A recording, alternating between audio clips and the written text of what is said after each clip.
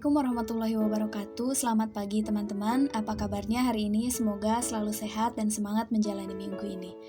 Sebelumnya perkenalkan, nama saya Yusri Rifdatur Rusdah dari kelompok 9 yang akan mempresentasikan mata kuliah pengantar pendidikan mengenai keterkaitan pendidikan dan juga pembangunan. Sebelum memulai presentasi ini, saya ucapkan terima kasih kepada Bapak Angga Hidayatul Anwar selaku dosen pengampu.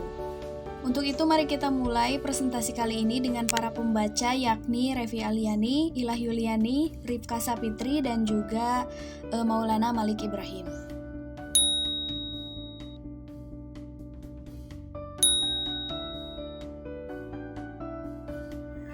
Untuk materi yang pertama ialah peranan pendidikan dalam bidang ekonomi. Pendidikan memberikan kontribusi secara signifikan terhadap pembangunan ekonomi telah menjadi kebenaran yang bersifat aksiomatik.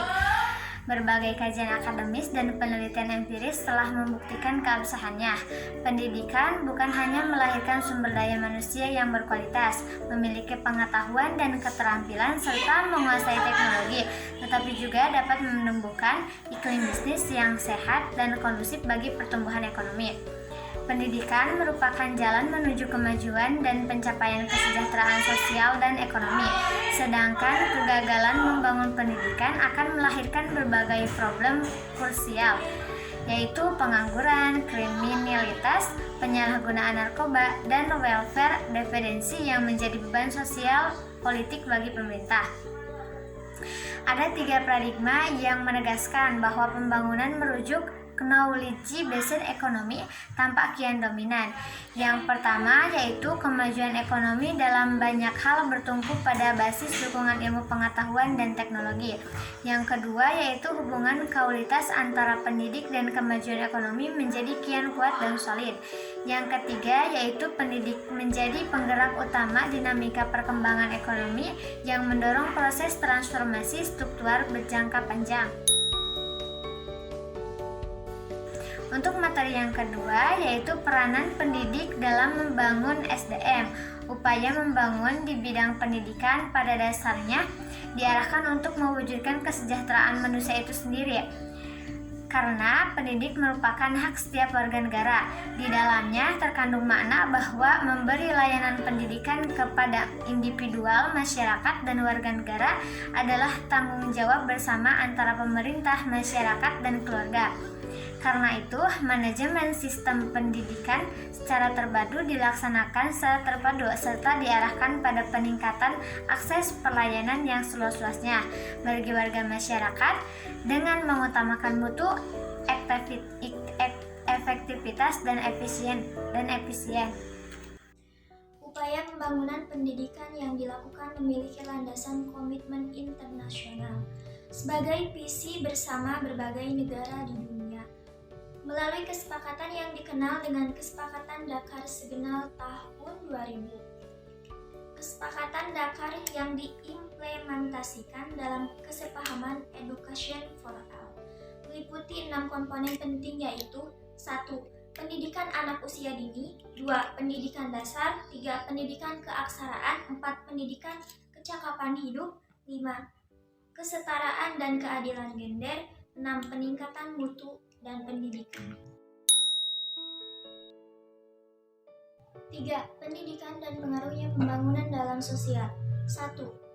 Pembangunan berwawasan kependudukan mengandung 2 makna sekaligus yaitu pembangunan berwawasan kependudukan, pembangunan yang disesuaikan dengan potensi dan kondisi penduduk yang ada. Penduduk harus dijadikan titik sentral dalam proses pembangunan. Pembangunan harus dijadikan subjek dan objek dalam pembangunan. Pembangunan adalah oleh penduduk dan untuk penduduk. 2. Pembangunan berwawasan kependudukan. Pembangunan sumber daya manusia. Pembangunan lebih menekankan pada peningkatan kualitas dan daya manusia dibandingkan dengan pembangunan infrastruktur semata-mata. Esensi penduduk dalam pembangunan nasional.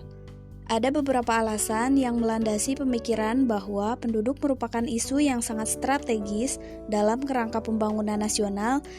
Berbagai pertimbangan tersebut adalah sebagai berikut. Pertama, penduduk merupakan pusat dari seluruh kebajikan, kebijakan dan program pembangunan yang dilakukan. Dapat dikemukakan bahwa penduduk adalah subjek dan objek pembangunan. Jadi, pembangunan baru dapat dikatakan berhasil jika mampu meningkatkan kesejahteraan penduduk dalam arti luas, yaitu kualitas fisik maupun non-fisik yang melekat pada diri penduduk itu sendiri. Kedua, keadaan penduduk yang ada sangat mempengaruhi dinamika pembangunan yang sedang dilaksanakan oleh pemerintah. Jumlah penduduk yang besar jika diikuti dengan kualitas penduduk yang memadai akan merupakan pendorong bagi pertumbuhan ekonomi. Sebaliknya, jumlah penduduk yang besar jika diikuti dengan tingkat kualitas rendah menjadikan penduduk tersebut hanya sebagai beban bagi pembangunan nasional. Ketiga, dampak perubahan dinamika kependudukan baru akan terasa dalam jangka yang panjang. Karenanya, seringkali peranan penting penduduk dalam pembangunan terabaikan. Sebagai contoh, beberapa ahli kesehatan memperkirakan bahwa krisis ekonomi dewasa ini akan memberikan dampak negatif terhadap kesehatan seseorang pada 25 tahun ke depan atau satu generasi. Esensi pendidikan dan pembangunan serta titik temunya. 1. Status pendidikan dan pembangunan masing-masing dalam esensi pembangunan serta antara keduanya. 2. Pendidikan merupakan usaha ke dalam diri manusia, sedangkan pembangunan merupakan usaha keluar dari diri manusia. 3. Pendidikan menghasilkan sumber daya tenaga yang menunjang pembangunan, dan hasil pembangunan dapat menunjang pendidikan, yaitu pembinaan, penyediaan saran, dan seterusnya. Jadi, kesimpulannya, pendidikan merupakan jalan menuju kemajuan, pencapaian, kesejahteraan sosial, dan ekonomi. Sedangkan kegagalan membangun pendidikan akan melahirkan berbagai problem krusial, yaitu pengangguran, kriminalitas, penyalahgunaan narkoba, dan bagi pemerintah. Ada 3 paradigma yang menjelaskan bahwa pembangunan merajuk knowledge-based ekonomi tampak kian dominan, yakni 1. Kemajuan ekonomi dalam banyak hal bertumpu pada basis dukungan ilmu, pengetahuan, dan teknologi.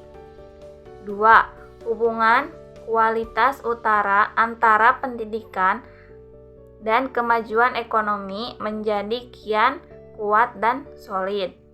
3. Pendidikan menjadi penggerak utama dinamika perkembangan ekonomi yang mendorong proses transportasi struktural berjangka panjang. Sekian untuk materi kali ini, semoga bermanfaat. Mohon maaf apabila terdapat beberapa kesalahan. Terima kasih atas perhatiannya. Wassalamualaikum warahmatullahi wabarakatuh.